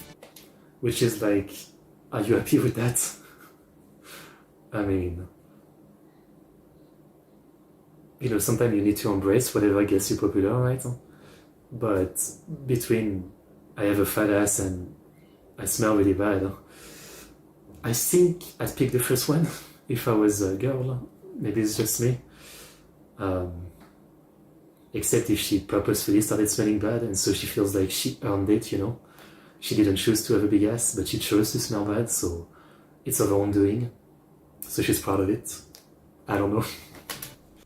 I guess that's an improvement. As I talked about earlier, Mobupi's hate of taking baths started back in elementary school, and even after graduating, would only take baths when she had to meet someone or as an idol had to perform. Oh, and apparently friends and family didn't really matter. This was something she was clearly not hiding, having spoken about not bathing on both her own channel and also Nippon. But again, it's not clarifying, like, does it mean that she doesn't take showers, or...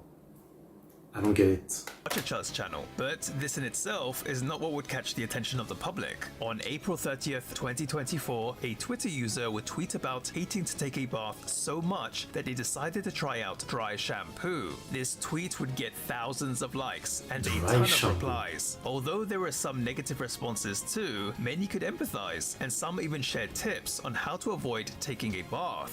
Take a fucking shower. I don't know. It's not that deep. Huh? I mean, even I feel lazy to take a shower sometimes when I wake up. I always take it in the morning when I wake up. Huh? You know, sometimes like you get up and you just want to sit down, not go in a shower, but it's like 5 minutes. Huh? Like it takes 30 seconds to wet yourself, then shampoo and, you know, all that. Huh? And then you just rinse in like a couple minutes. It's really like, come on.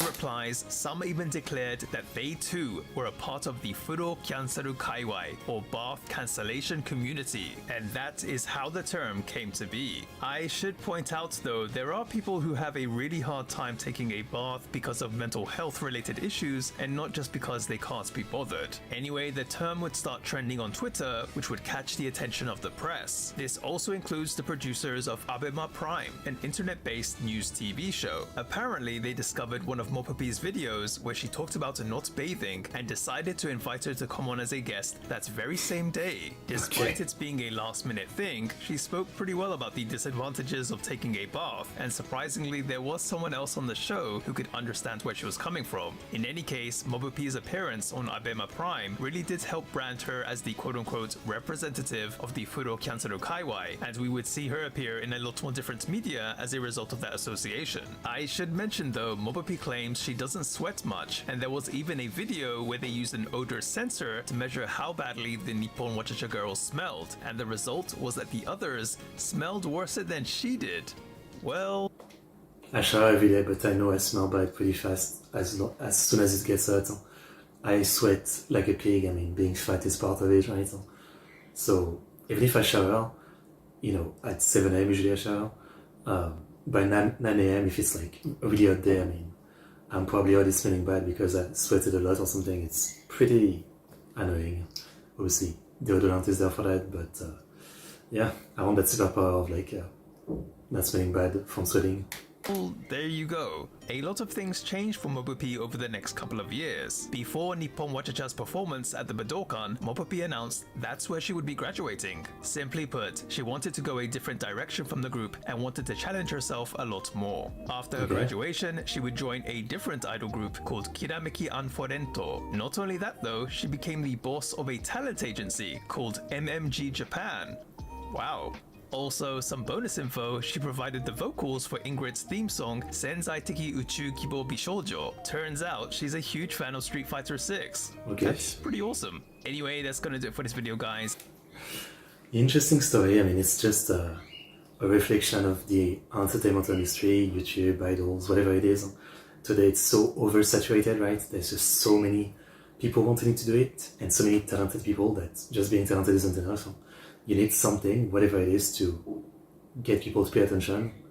Sometimes it's your ass, sometimes it's the fact that you don't base. I mean, you couldn't really predict it, right? I mean, I don't think you could really predict that and all that, you know, sometimes it just happens. That's all there is to it. Like, what can I even say? Yeah. What a story, Mark. Okay, good video. Next, our Japanese Vine star turned into an anti-gravure idol, Ramu. What does that mean?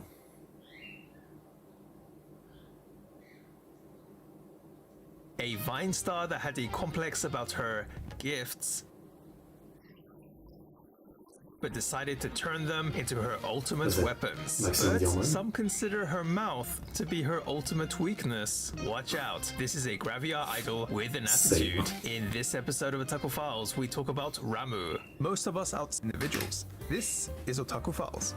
If you're a frequent viewer of this channel, you know I've covered many different kinds of idols in Japan, but regardless of type, there is what many might consider to be a major selling point that all idols share: the fantasy of the ideal girlfriend. Well, for this video, we're going to talk about a Gravia idol who doesn't just break that fantasy, she obliterates it with a sledgehammer. I mean, the perfect, girlfriend is different thing for different people, right?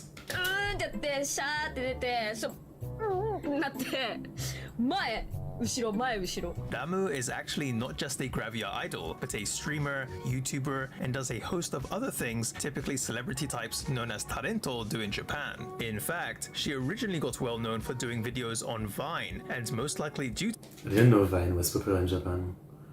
I mean, even when it was popular in the West, I never touched on it myself. Same way I don't never touch on Instagram, TikTok, it's not really my thing. Yeah. to that and her other activities, some of her fans apparently didn't even know she did Gravia. But don't misunderstand, Ramu is considered somewhat of a legend in the Japanese Gravia world, winning multiple awards. As a newbie, she was even chosen by Weekly Playboy as the East Yokozuna. That's like one of the That's nice. highest rankings, by the way. They're not saying she looks like a sumo wrestler. She has pretty much been Yeah, in Sumo Yokozuna is the highest rank, and when there's two, you have the East and West Yokozuna,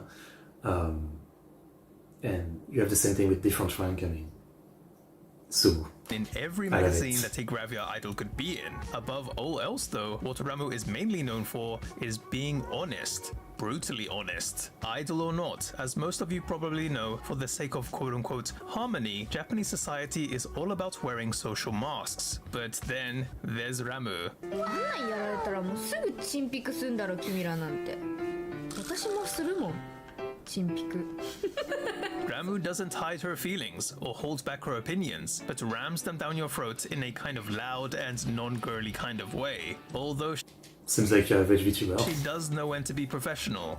Apparently. Now, being a Gravia idol, there's obviously a lot of guys that would start taking an interest in Ramu because of her body and start fantasizing about her being their ideal girlfriend. Apparently, someone even called her agency to check if she had a boyfriend. That's pretty nuts. So, Okay. as you might imagine, and as Ramu has also talked about, a lot of those guys have their fantasy bubble burst after they hear her talk. Also, when she streams, she actually doesn't use her weapons that much, which probably frustrates a lot of thirsty fans. Ramu also has her fair share of haters, and has been very open about the negative things people write about her online. For example, comments like the only good thing about her is her chest, or that she's not that attractive. Obviously, those kinds of comments are hurtful. I mean, anyone online will get a comment. You can't escape it, obviously. But Ramu takes it in say it all the stride time. and even uses self-deprecating humor. Gotta be tough if you're going to be an idol. And it definitely hasn't affected how open she is. I mean, she's even said on stream that she's dated. Ramu being praised for being cute is something that goes back all the way to her childhood. I don't know the culture of Gravia idol, but I assume it's different, right? Like with normal music idol, they can't date, that's part of it. But with Gravia idol, I'm surprised that people would even think that they don't. Although she apparently got used to being called kawaii so much that when someone didn't say it, she would ask her mum why. Had a strong personality from the beginning, it seems. Because of her parents' work, Ramu transferred schools a number of times, but she wasn't just kawaii, she was a good communicator too, and never had issues making friends. Also, from around the time she was in kindergarten, Ramu's hair was actually dyed blonde at her request. This might not sound like a big deal for those of us from the West, but black hair, especially in the context of the Japanese education system, is a sign of conformity and a common school regulation here in Japan. Apparently though, her parents were more on the Yankee side of things, so probably a lot more open-minded in regards to hair color. Her dream when she was in elementary school was actually to be an illustrator or a professor. Ramu's interest in the entertainment world would start from middle school, being influenced by Koyabu Kazutoyo, probably one of the most famous comedians in Japan, and decided that she too wanted to become a a comedian slash talento. She was even looking to enter the comedy school established by Yoshimoto Kogyo called Yoshimoto New Star Creation, commonly called NSC. However, after seeing a comedy event for high schoolers and seeing how good kids close to her age were, Ramu decided to give up, feeling she just couldn't compete. She was really down about it, but thought of a different way to get famous. Through the internet. Yeah, that doesn't sound dangerous at all, does it? Ramu was actually already doing stuff on the internet when she was in middle school, streaming sometimes on Twitcast. But after giving up on NSC, she decided to completely concentrate on net-based activities. More specifically, the short-form video hosting service Vine, which was recommended to her by an acquaintance. Like I mentioned earlier, before Gravia, a lot of people actually got to know Ramu through Vine. In fact, Yeah, again, I didn't know Vine had been popular in Japan. by the time she was in her third year of high school, she had 100,000 followers, with her view count reaching 1 billion views. She was even known overseas. And looking through her Vine videos now, it's definitely not hard to understand how she got so popular. She really get that emo hairstyle, huh? Ramu even managed to join the Japanese YouTube production agency called Vaz. But that's not all. An acquaintance she got to know through Vine happened to be an idol group producer, and that producer invited Ramu to be a member of an idol group. Now, around this time, Ramu was starting to think that she had a real chance to be in the Japanese entertainment industry, so she thought being an idol would be pretty beneficial to her and help her practice being in front of people. Ramu would join Kisby Zero, which is the trainee group of Kisby. But unfortunately, things didn't really work out. As you could probably tell by now, Ramu is, well, pretty unique and has a personality that some in Japan can find hard to digest, which apparently I mean, she would fit more into something like Zoc, right? The kind of weird anti-idol group. includes the group's fans. She wasn't big on doing things in a group anyway, and didn't like the group activities outside of practice and actually performing. So Ramu graduated and ended up joining the entertainment agency Magnify Entertainment. So how exactly did she end up doing Gravia? Well, it turns out it was a suggestion from the CEO. Up to that point, she wasn't actually familiar with the world of Gravia. For Ramu, having a large chest was something she was always unhappy about. She used to be in the girls' baseball team in school, but would always use a wrap to try and make her chest look smaller. But she decided to test out the power of her weapons once on Vine by wearing... I mean, it's not just her chest though, like, obviously, you know, if you do Gravure, if you just have a good chest, that's not enough, I assume. It's the whole package, right? I mean, face is pretty important too. Something that's accentuated her upper area next to the side of a pool, and lo and behold, the video did really well. So Ramu decided not to hide them anymore, but to use them. And like I mentioned, she was really popular. However, even though she was able to get on TV too, surprisingly, her career didn't really take off. Just when Ramu was prepared to work on her speaking skills, the pandemic hit.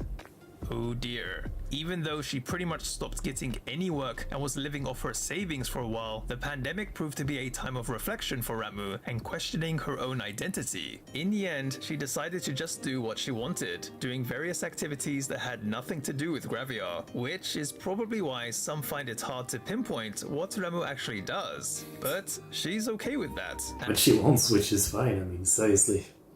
And you can be sure she... Like, go jack off to a Gravure picture, and if you don't want to see her being different from a picture, like, it's fine, but why would it be a problem that she's also, like, a goofy streamer, like, seriously?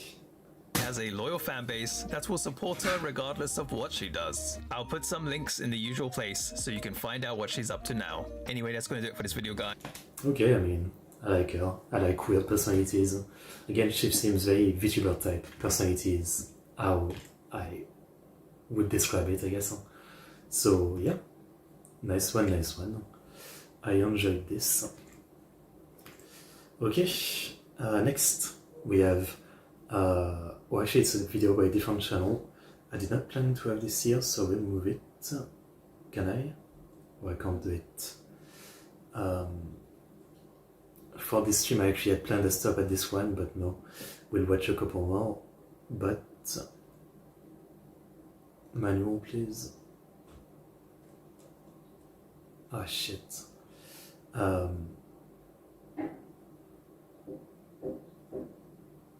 How do I fix this? I mean, I guess I can just keep it naturally.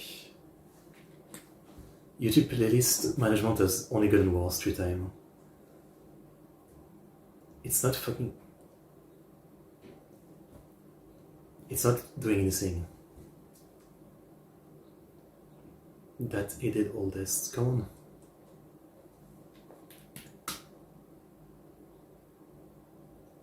This is not... Okay, this is confusing me. I'm just trying to like get the videos in the order that I want, and it's not updating. I'm so annoyed by YouTube. Like every day something gets worse. It didn't move anything. Okay, I mean, I guess like this, yeah. Okay, so we'll just skip to past this one and then go to this one. So, yeah, the Red Joker video I want to watch another time. I mean, we're almost catched up with this playlist. I think there's one more stream left, and then we're catched up. And as I said, after that I'll do like more deep dive videos, I guess. Like longer documentaries, which I do have to find those kind of videos.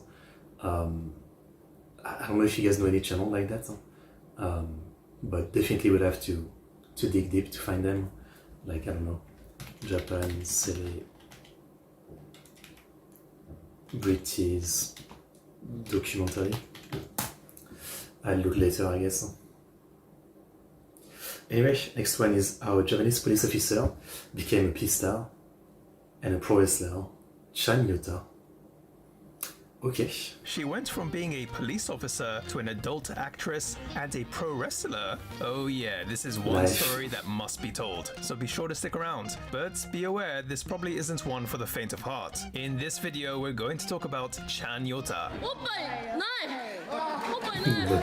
I don't have any data to back this up, but I'm pretty sure the adult industry of Japan is quite popular worldwide. Something else that's internationally recognized, but maybe not as popular, is Japanese pro wrestling. Now, except for some rare cases, you wouldn't usually find any real connection between these two worlds. But in this video, we're going to talk about someone who not only was involved with both, but has a background in law enforcement too. Meet Chanyota, a YouTuber and pro wrestler with a rather adventurous past, with at one point doing YouTube, pro wrestling, and adult videos all within the same period. Sounds like a ticket straight to Burnout City. What's more interesting though is that she used to be a police officer, but we'll get more into this a little later. Chanyota has been very open and honest about her story, something very telling of her character. It's also earned her a lot of fans, and that includes fans that would show up both to adult related and pro wrestling related events just to see her. However, Chanyota's story is also one with a lot of pain. Chanyota was born in Tokyo, but her family is from the prefecture of Niigata, although on her adult profile it actually says Kanagawa. Saying she was from Kanagawa was just a way to protect her identity, but she got kind of tired of trying to hide it, especially when fans would constantly ask her which part of Kanagawa she was from. Chanyota was in Tokyo for around her first couple of years in elementary school, but thanks to her parents divorcing, ended up going to live in Niigata with her mum, her mum's parents, and her older brother. She explains that her father would often not come back home and had some serious issues with alcohol. She doesn't know the exact reason why her parents divorced, but I'm going to assume this might have something to do with it.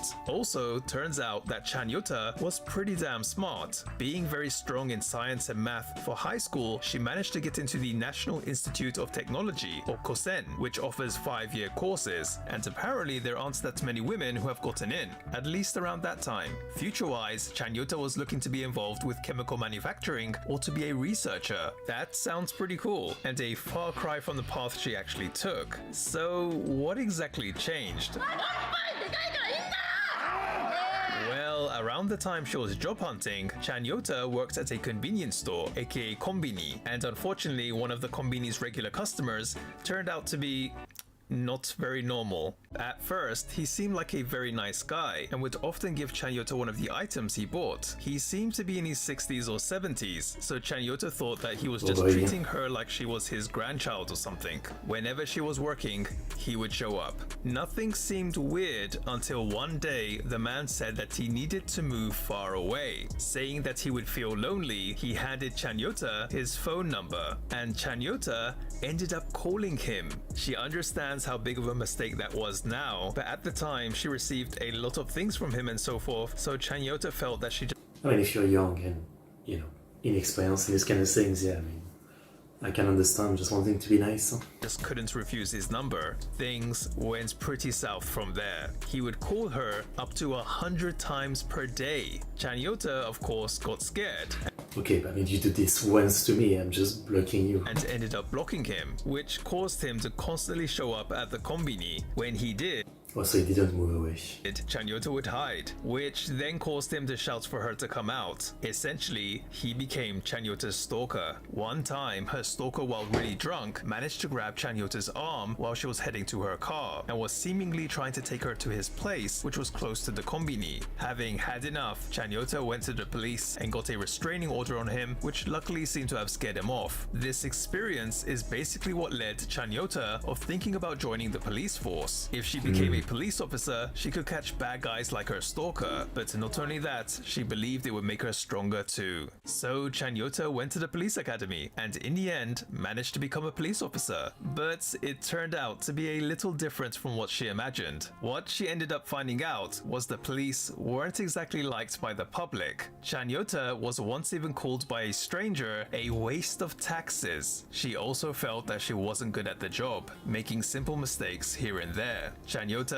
was starting to lose sleep, starting to hate going to work. It was at that time that tragedy would strike. One of her colleagues would end up taking their own life with a gun. The reason, unknown. She wasn't particularly close to them, but apparently they were a really good officer, which led to Chanyota losing confidence in herself, wondering what would happen to her. Her insomnia got worse, to the point where she was just not sleeping at all. It's such a sad story already. Nice girl, convenience store, stalker, decide to join the cops end up not working out. Chanyota went to see a psychiatrist who prescribed her some medicine, but one day she reached her breaking point. At around 3 a.m, she was in tears and felt that she just couldn't go to work. She decided to call her mother, who told Chanyota that it was okay if she didn't want to go. She took a leave of absence for around 2 months, but eventually decided to quit. During her break, Chanyota's symptoms greatly improved. Work stress sucks, that's for sure. During her time as a police officer, Chanyota saw a lot of dead bodies, and it really made her understand that we really don't know when we're going to die. So she decided to do what she really wanted to do. During her time training at the academy, Chanyota got into working out and decided that she wanted to be a personal trainer. While studying for a qualification, she started a part-time job at a private gym. This was around 2019 to 2020, when yes, the pandemic hit, which, as a lot of us know, caused a lot of gyms to close their doors. Having lost her part-time job, Chanyota started to think about specifically who she wanted to target for her personal training. Thinking about what kind of people need to show their bodies, the adult industry popped up in her mind. This actually wasn't completely random. Chanyota actually had a friend who was a sex worker, and after hearing her experiences, thought that probably those in this kind of work would need personal trainers. But that wasn't all. This might be surprising, but from her Kosen days, Chanyota was actually a fan of Sakura Mana. You can look up who she is yourself. Sakura Mana happened to be a former Kosen student and debuted around the time Chanyota was going to Kosen herself, so everyone there was talking about her. After seeing and even handling body parts of the deceased, Chanyota also had no resistance to the idea of showing herself on camera. And she really has the craziest freaking story and past, I mean. That is something. so eventually came to the idea of starring in a video herself. So she searched online, found an agency, and applied. Oh, and interestingly, for her interview, Chanyota did a presentation using slides. I guess that works, and in fact, she did pass. I guess those years at Kosen really came through for her. Chanyota was already doing YouTube around this time, which apparently relates to the direction of her first adult video. Although she says she usually keeps her comments off because she was scared of hate comments. So from here, how exactly did she get into pro wrestling? Well, at the gym she was going to, she apparently got scouted by a pro wrestling organizer who invited her to come to a training session. Chanyota was actually a black belt in judo thanks to her time in the police force. She really is like the craziest character background of all time. I mean, this is probably like the most interesting backstory of anybody we check out. So she knew how to take ukemi, but wasn't exactly used to being dropped from so high, and unfortunately even once suffered a concussion during pro wrestling practice. I mean, I'm sure there isn't a single pro wrestler who hasn't gotten a concussion at least. So she would end up joining the pro wrestling organization, but an adult actress also doing pro wrestling wasn't something news outlets were going to be quiet about. A pro wrestler going to the adult world is something that has apparently happened before, but not the other way around, at least in Japan. Although some liked that Chanyota was doing something different, she did receive hate comments too, with some saying that they didn't want an adult actress to step into the ring, but that certainly didn't stop her. As a former wrestling fan, I can only imagine the type of jokes, you know, how she's already good at taking a bump and all that. Chanyota would retire from the adult industry in September 2024, saying that she wanted to concentrate on pro wrestling and her training. Chanyota has been through some real ups and downs, but she's definitely living life her way. I assume she's in Stardom. That's for sure. Anyway, that's going to do it for this video, guys. A bit of a risque one this time, Okay, I mean, again, by far the most interesting backstory slash career trajectory of I think anyone we checked out. I mean, genuinely really something. Interesting character. Yeah, like genuinely the kind of character you'd expect in some manga. You know, someone really trying to come up with the most unique backstory possible or something. Yeah. Okay, good one. I enjoyed it. But yeah, I think we'll leave it at this one for today. I do have things to do with this Monday. And we watched a good amount.